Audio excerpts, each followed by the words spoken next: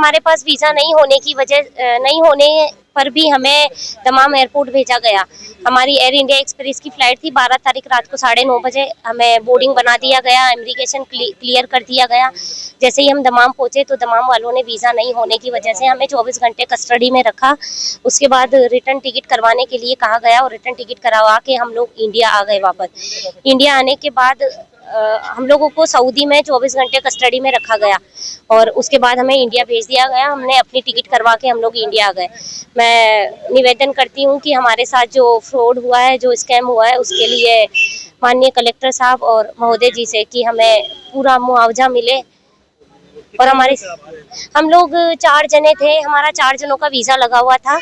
मेरा भाई नहीं जा पाया किसी रीज़न से। मेरे पापा छुट्टियों पे आए हुए थे 60 दिन की, वो हमें अपने साथ लेकर जा रहे थे। हम जाने वाले थे सऊदी अरब। नहीं, मेरे पापा वहाँ रहते हैं तो हम उनके पास 23 में भी गए थे, 24 में भी गए थे, अभी 25 में नया वीज़ा लगवाया हमने। वीज़ा हर साल नया लीव लगता है। आज किससे मिलने आए?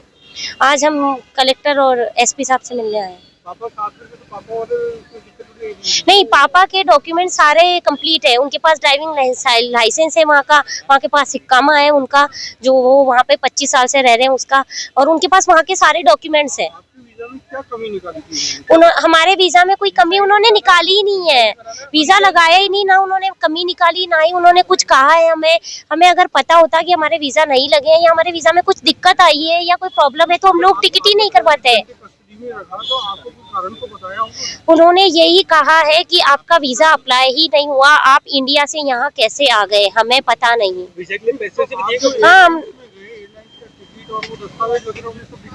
मैंने वीजा के लिए 64,297 रुपए का ऑनलाइन यूपीआई किया था। उसकी रिसिप्ट मुझे ताशीर एम्बेसी वालों ने दी है। और एयरलाइंस वीजा तो नहीं मिला। एयरलाइंस वालों ने हमें कुछ नहीं कहा कि हमारे पास वीजा है या नहीं है, कुछ नहीं कहा। हमारा बोर्डिंग बना दिया उन्होंने। कहीं ना कहीं बिल्कुल एयरलाइंस की भी कमी है, इमिग्रेशन वालों की कमी है। उनको हाथ में वीजा आते हैं, उन्हें पता चलता है, वो दिन रात बोर्डिंग बनाते हैं ये वीजा है या नहीं। एक जने का कितना पेमेंट दिया आप लोगों ने? एक जने का तो नहीं पता, मैंने चारों का पेमेंट साथ में किया था। तो मैंने वीजा के लिए 64,297 रुपए का ऑनलाइन यूपीआई पेमेंट किया है, उसकी रिसिप्ट मेरे पास है। देखो, एयरलाइंस की गलती तो ये है, 2 लाख रुपए का नुकसान, 1,11,000 तो एयर इंडिया एक्सप्रेस वालों की वजह से हुआ है। और अभी हम लोगों को रिटर्न टिकट के लिए तो आना ही था, क्योंकि वो लोग हमें कस्टडी में रखते तो फिर हमारे पे केस बनाते और क्लेम रखते, जो कि वहाँ की सरकार ने नहीं बनाया क्योंकि हम फीमेल थे।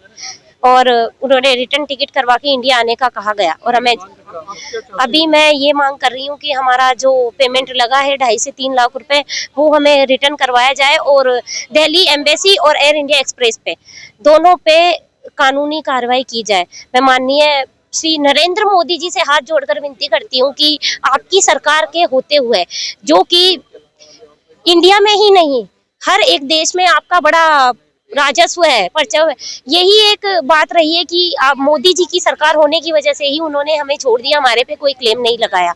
तो मैं उनसे निवेदन करती हूँ कि आप लीगल एक्शन लें, एम्बेसी वालों पे भी ले और इंडिया एक्सप्रेस पे भी ले, और हमें जल्दी से जल्दी, हमने जो अपील की है उस पर हमें जल्दी से जल्दी मुआवजा दिलाएं।